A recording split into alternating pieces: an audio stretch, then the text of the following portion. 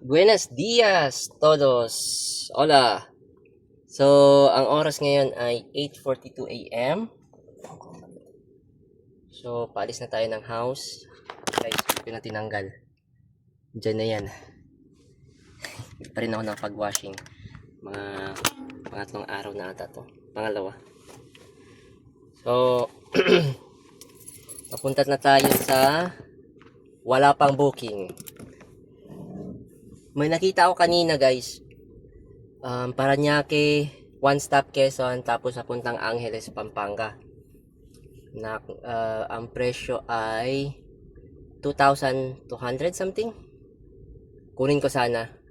Biglang nawala. Tapos, meron ding Tagaytay. Parang cash to, hindi BP.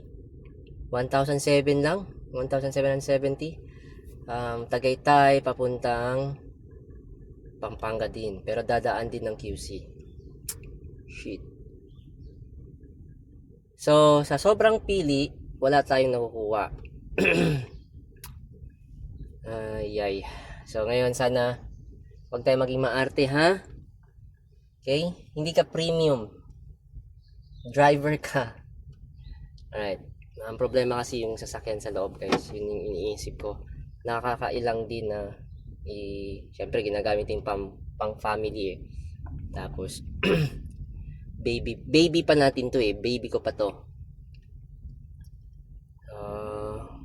Okay lang kung pangarga talaga, like yung yung EV cargo van na may payload na 1,200. Yun yung pinapa-approve ko guys sa bangko. Sana ma-approve na. Tiba tayo dun. 300 kilometers range nga lang. Pero meron siyang 400 kilometers. Pero pang passenger yun. Natatanggal naman yung upuan pang passenger. Pero yung pang cargo talaga, 2 seats lang siya sa harapan. Tapos sa likod, parang close na siya. So, yun. 300 kilometers lang ang range niya. Pero okay naman na yun. Marami namang charger dyan. Yun, back. Meat. Ano pa, frozen? Ano pang gusto nyo yung tulo-tulo dugo? Bullshit. Lagay nyo ng lahat. Mga construction material. Ano pa? Ha? Sirain nyo na lang yung sasakyan ko. Gusto nyo? Bullshit. Alright guys, meron na tayong nakuwang booking. Lalamove to. Dito lang sa Bacoor. 3 kilometers pick up. Papunta tayong San Jose del Monte, Bulacan. Regular lang siya guys, 600 kg, 989 ata. So, parang 833 lang makukuha ko dito. Sige lang, 833. Serado. Walang kain ng gas, 'di ba? Kain ng tao. Kain ng tao, parang iba 'yun ah. Iba. Hindi, I mean pagkain ng tao, 'di ba?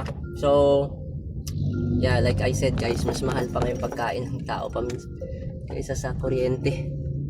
So, papunta na tayo sa pick up location. Sabi niya mga supplies lang daw, mga gatas.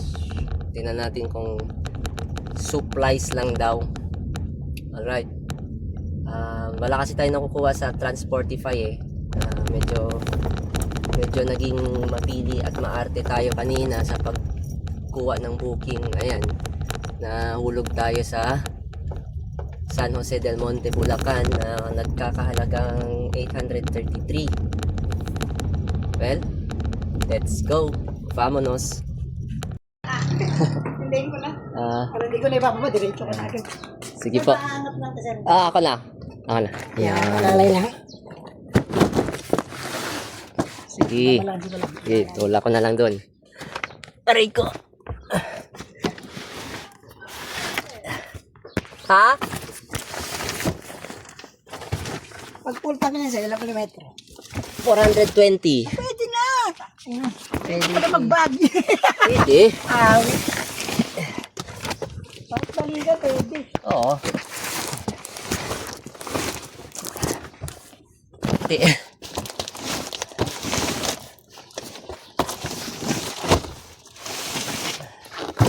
Tatlo kasi yun sir, para balanse. Para hindi na masyadong mabigatan.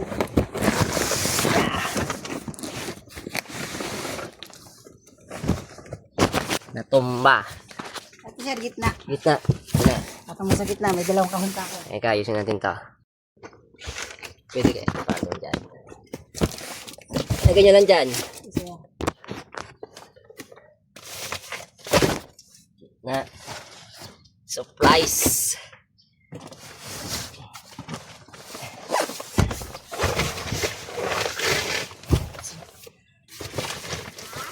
Balance natin. Gupit natin, sir, ah. Hindi. Para sure bull. Hindi na yun, yari ako yan pag may kulang. Babanik ako. Hindi, check sa akin, sir. Sige, bilangin nyo lang. Okay, 24 cheese. Dalawang box. Okay. Ito yung cheese. 72 condensed, ano? Tatlo. Ito. Okay. Crushed graham, isang box. Ito. Graham. Nata. Nata. Fructose. Fructose. Straw. Straw. And last for dalawa is cocoa and Oreo. Okay, sir. All goods. All goods. Singit na lang, sir, yung resibo dyan. Check din nila paglabas. Okay. Saan kaya to? Dito na to, pwede na. Ha? Picture ka na lang. Ah, sige. Sali pa ako? Yan. Alright, guys. Mukhang pwede pa naman sabayan to. Ayan nyo. Wait, sabit. Ayan o. Diba? Kaya pa. Siguro na. Hindi pa nga umabot ng 300 kg yan eh. Medyo bulky lang siya. Pwede pa naman patungan yan. Siguro 300 kg. Sana nakukuha natin yung 200 kg, no? Kahit naka... Tawag nito? Saan ba tayo nandito kasi? Saan ang labasan? Probably here. Subukan natin. No right turn. Patay tayo dyan. Nag-a-update tong maps ko. Wait nga. Alright, update guys. 12:32. Nagka-aberya. Mali yung pin. Oh my god. Lalamog. Mali yung pin. Tama yung address na nilagay. So, kinuusap ko pa yung customer service. Napaka-useless. Hayop. Ang unang, sabi ko mali yung pin. Wrong pin. Tapos, ang sabi sa akin, edit. Cancel na lang sir or edit. Cancel. Tinatanong mo pa. Siyempre, edit. Alam mo naman na in progress na load na yung cargo, tatanong ka pa ng cancel. Paano ko pag i-cancel ko to? O tapos order taken out of Lalamove. Bobo. Sorry guys. Siyempre edit, 'di ba? Tatanong petix. Sabi ako petix mode eh. Dapat bago ka mag-send ng mga responses mo, tiningnan mo muna yung booking. Sinend ko na kagad yung booking eh. Tapos dito, ay, ano pala to? Heading to drop off, tapos mali pin. Edit na lang natin sir, tawagan ko si customer. Tapos hindi niya natawagan, so ang gagawin niya ay hindi ko matawagan sir, sige edit, pakisend na sa akin yung exact location kasi andito sa akin yung address. Sabi ko andito yung address, ito sinend ko sa kanya. Ayun, na-edit na. Di man lang na sinabi na okay, na-edit na po, pasensya na po sa abala. Ganyan yung customer service, right? Okay? Okay na po. Ingat po sa biyahe, sir. Tuloy na po kayo. Ganyan. Right? And then, okay na. 13 minutes daw. 5 kilometers. Ay, nako. Hey! Lalamog. Mga paki-update naman ng database dyan. Okay, recalibrate yung connection sa maps tsaka yung app. Medyo eggles. Anyway, abot na tayo guys, vamos. Okay guys, nakarating na tayo dito. Saan ka to? Turong kaya natin to sir, para maka-attack nyo dito. Turong natin to, pwede ba? Yan. Atay, turong ko lang saglit ha, lalabas ko yung gamit. Sige sir, okay na? Yan.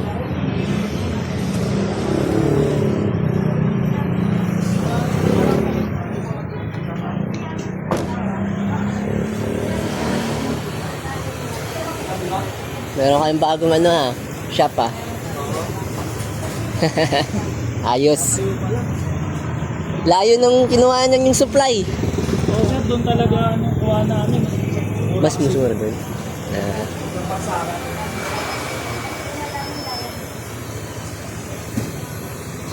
Sa ano kayo nakuha? Parang sa loob ng subdivision?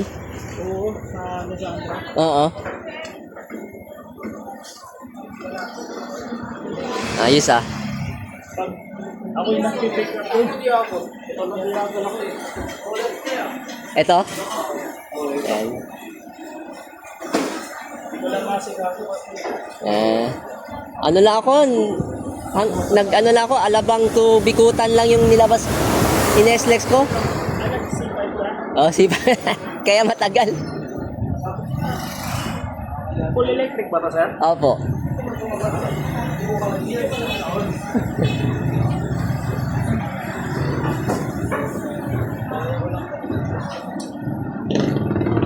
Buti wala masyadong traffic. Tuloy-tuloy lang naman. Wala masyadong yung ano, stop talaga. Masipay lang natin sir. Kanina medyo okay lang. Kasi hindi pala rush hour. Tapos na yung rush hour.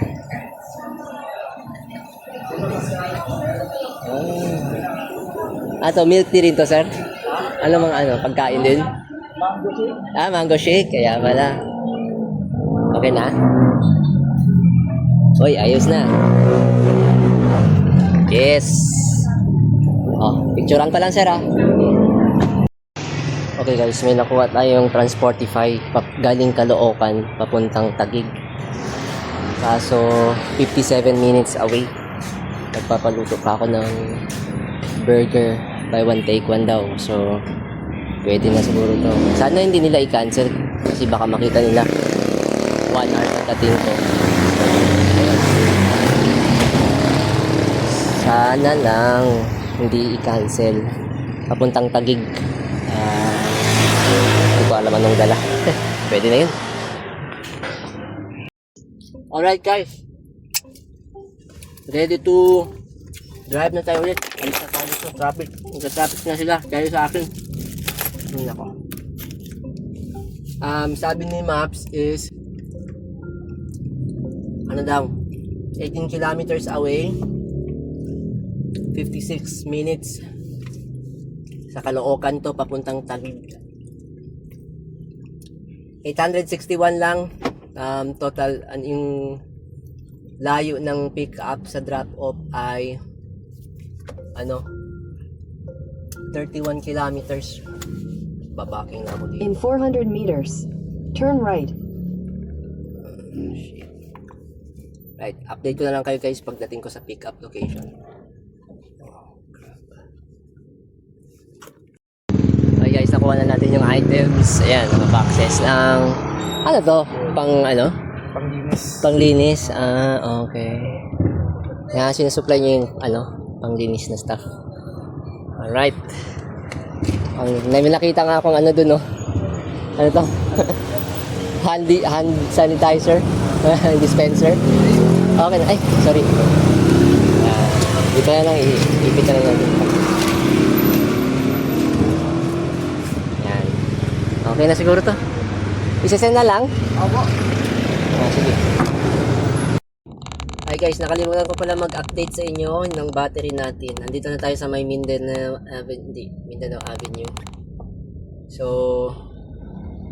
ang battery ko nung pagdating ko dun sa pick up 75%, 74%. Currently ngayon naka 73% na lang siya. Ang tinakbo natin 107 kilometers. Ang tatakbuhin pa natin ay 23 kilometers papuntang Finance Center sa may Taguig. So 1 hour and 3 minutes. So ang dating natin doon mga alas 4.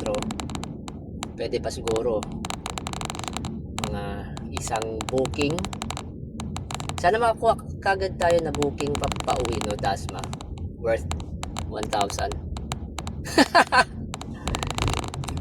O kaya yung ano, yung work from home PC deployment from BPO, no? Tapos ang last drop niya Dasmariñas, o kaya basta along the way, Gentry, okay, mga ganun.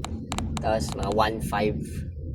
Kaso nga lang, BP yun, Monday pa natin makukuha.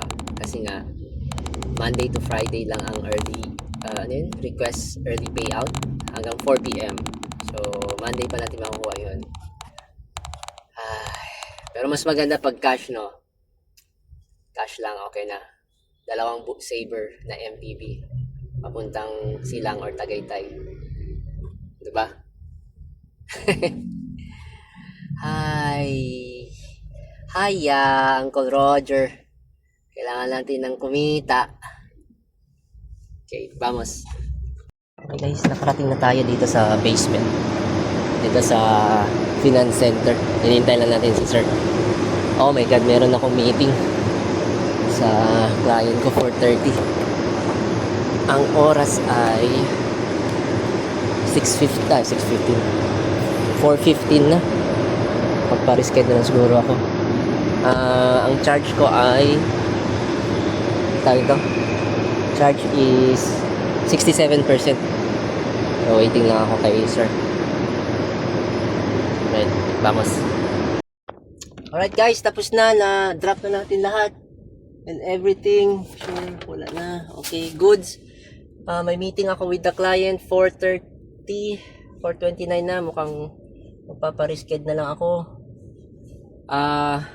May nakuha akong booking, Mandaluyong to 13. Ito na yung pauwi, 1,300 to. Pwede na to guys, pauwi. Sana abot na akong 9 o'clock, nandun na sana ako. Yun yung time na mag-reschedule ako eh. Woo! Sana, hindi pumayag dito. Sabi ko mag-park lang ako saglit, mga 30 minutes para mag-meeting lang ako. Saan ba yung palabas dito? Okay. Anyway, vamos. Okay guys, buti na lang pinayagan tayo ni Kuya Gardol ng bait. Nag-meeting na ako. Okay guys, tapos na yung meeting natin. Mga kanina-kanina pa. Andito na tayo sa may, hindi ko alam na to, Kalayaan Avenue intersection. Papuntang, anong bridge ba to? Pasig Bridge ba to? Loton. Basta yan yung bridge. Papuntang doon. So, ayan, dire-diretso. Slight left. Makati. Okay, anyway. Let's go. Okay guys, nakuha ko na rin sa wakas. Ay, naku, dito pala yung RDU na. Alam ko na. Saan yung EDSA exit? Ayan. EDSA exit to. Dito tayo sa Mega Tower 1. Mega Tower na RDU. Oh my lord. Medyo tagal-tagal tayo dito Halos, wait. Anong oras ba yun? Basta, mag-isang oras din ata. Mahigit? Or something? I don't know. Pero may waiting time naman. Yun nga. Sakto lang pa uwi itong 13. At bagsak sa 13. Tapos uwi Dasma. Charge. In 3 kilometers, continue straight. Sa exit. Ayun. Ayan. Alright guys. Update ko lang kayo. Medyo traffic to. 1 hour and 34 minutes daw to. Sige. Let's go. Woof! Sa tapat ng Mega Mall. Nakipagsapalaran sa traffic. Wow! Sa dami-daming pwedeng kunin, eto pa. Right? Yan. Lasilaw sa 4 digits. 1,380 for this shit. Okay. All goods. Alright? All goods. Just venting out. Minsan guys, masarap din masarap. Advisable din, recommended, mag-vent out ng ganito. Huwag nyo dibdibin. Parang ganito lang. Chill, cool, calm, collected. Eto na yung traffic. Gumagalaw nga Ha? Eto na ba yun? Shit! Give me more! Joke lang. Ha? So, ikot tayo dyan sa may Pasig Rosario U-turn slot. So, ayan. Kakanan tayo dito sa may Pasig Rosario na yun. Basta yun. Tapos, U-turn tayo. Pag magpass tayo dyan, wala na. Finish na life. Alright, vamos guys. Update ko na lang kayo. Super fuck. Super fuck. Look, where I'm gonna deliver it. 75 kilometers away. 1 hour and 35 minutes. Guys, nasa Carmona na ako. Kaka-exit ko lang Carmona. So, malapit na tayo guys. May nagpipila dito sa Petron. 54 minutes na lang. 26 kilometers away. And, ang battery natin ay 53%. Ang tinakbo natin ay 173 kilometers. Woo! 53% pa din guys. 173 kilometers na yung tinakbo natin. Meron pa tayo natitirang 223 kilometers. Hinahanap na ako ng aking baby girl. Tumawag. So, kung gustuin man nating rumatrat pa, backpack pa, eh, kailangan tayo ng ating mga anak, ng ating family. So, uwi na tayo after this. So, yeah. Ito ay 1,380 magkano nakuha natin? Plus 800 plus 900 magkano yun? 1,013 plus 9 is 2,600 plus yung ano yun? Magkano yung kanina? 861 na Gcash. Ayan. 3K tayo guys. 3,400. Tapos yung gastos natin sa pagkain is 50 peso plus 75 I guess. So take home lahat. Take home lahat guys. Take home lahat. Sasabihin natin magcha-charge tayo ngayon. Pagdating natin dun sa charger mga 45%. Mag-charge tayo 6 hours, 30, 2, 4, 60, 90 peso yung charge natin mamaya. Plus 75 is equals to 165 yung expense natin. Siyempre, i-reimburse yung toll. Tsaka yung parking fee kanina, 50 peso. So, yeah. Gucci, magandang biyahe to ngayon. Tatlong long distance. From Bacoor to San Jose del Monte. From Caloocan to Taguig. To Mandaluyong, from Mandaluyong to Trece Martires. Tatlong long ride po yun. So, kaya inabot tayo ng 174. So, I think mga 185 to lahat. Total, 190 sa tingin ko. Alright. 190 kilometers ang tinakbo natin. Tingnan natin mamaya pagdating natin dun sa charging area. Alright. Vamos! Alright guys, na-drop na natin yung item. Yung monitor lang pala yun. Okay guys, andito na tayo sa ating garahe sa charging station. Kaso, may BYD Atto 3 yung pumasok. Magkasunod lang talaga kami sa unahan ko lang. Mukhang na-late lang ako ng siguro mga 2 minutes. Kung ano, ako yung mauuna dun. Pero anyway, sa bahay tayo magka-charge. Bakit? Diba? Hindi natin pagpipilit yung ano. Oo nga, libre. Kaso, diba? Pag hindi, pag may nag-charge, di uwi sa bahay. Huwag ipagpilit. Huwag natin hintayin dyan. Sa bahay na lang ako mag-charge. Tingnan natin kung ilan pang bukas. Hindi ko pa kasi tawag ito? Na-install yung 7 kilowatt, yung wall charger. Yung sa pader. So, ang ginagamit ko yung portable. Yung sinasaksak lang sa wall outlet. Mga 3 hours lang yun. 3 hours. Mga 3 to 4% lang yun per hour. Pwede na. Anong oras na ba? Time check. 9:53. So, pagdating natin ng bahay, mga alas 10, i-charge ko agad to. 10, 11, 12, 1, 2, 3, 4, 5, 6. So, 8 hours times 3, it's 24 or 4%. 8 times 4, 32. So, mga ganun lang. Mga nasa 25 to 30% lang ang dagdag. Which is sad. That's fine. Guys, doesn't matter. Meron tayong 3K. Diba? Sa biyahe natin today. So, sige guys, dito na lang ang aking video. Oh, may ano pa ambulance. So, yep.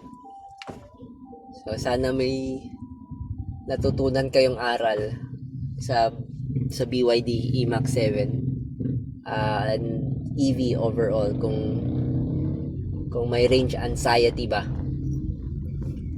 So, tinravel natin 220 kilometers na guys. Meron pa akong 176 na natitira. Sabi ko sa inyo, hindi ko maubos-ubos to eh.